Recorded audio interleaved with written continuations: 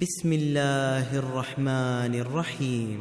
আৰম্ভ কৰিছোঁ পৰম কৰুণাময় পৰম দয়ালু আল্লাহৰ নামত। والليل إذا يغشى والنهار إذا تجلى وما خلق الذكر والأنثى إن سعيكم لشتى শপত ৰাতিৰ যেতিয়া ই আচ্ছন্ন কৰে, শপত দিনৰ যেতিয়া ই উজ্জ্বল হয়, আৰু শপত সেই সত্যাৰ যিজনে নৰ আৰু নাৰীক সৃষ্টি কৰিছে।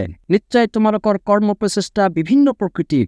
فأما من أعطى واتقى وصدق بالحسنى فسنيسره لليسرى এতেকে যিয়ে দান কৰে আৰু তাকো অৱলম্বন কৰে, লগতে যি উত্তম তাক সত্য বুলি গ্ৰহণ কৰে, শীঘ্ৰেই আমি তাৰ বাবে সুগম কৰি দিম জান্নাতৰ পথ। وأما من بخل واستغنى وكذب بالحسنى আনহাতে যিয়ে কৃপণালি কৰে আৰু নিজকে স্বয়ং সম্পূৰ্ণ বুলি ভাবে, লগতে যি উত্তম তাক অস্বীকাৰ কৰে, فسنيسره للعسرى وما يغني عنه ماله إذا تردى শীঘ্ৰেই আমি তাৰ বাবে সুগম কৰি দিম জাহান্নামৰ কঠিন পৰিণামৰ পথ। যেতিয়া সি ধ্বংস হ'ব, তেতিয়া তাৰ সম্পদ কোনো কামত নাহিব।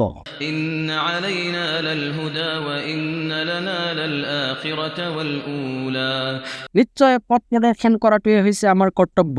নিশ্চয় আমি এই পৰকাল আৰু ইহকালৰ মালিক। فأنذرتكم نارا تلظى এতেকে আমি তোমালোকক লেলিহান জুই সম্পৰ্কে সতৰ্ক কৰি দিছো।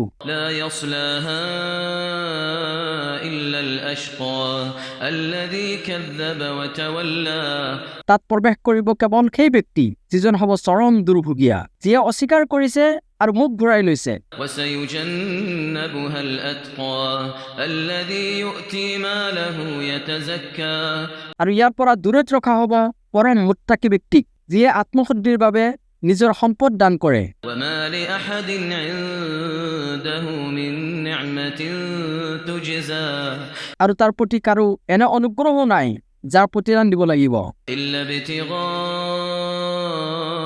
وجه ربه الأعلى ولسوف يرضى কেৱল তাৰ মহান প্ৰতিপালকৰ সন্তুষ্টিৰ প্ৰত্যাখ্যান আৰু অনতিপলমে তেওঁ সন্তুষ্টি লাভ কৰিব।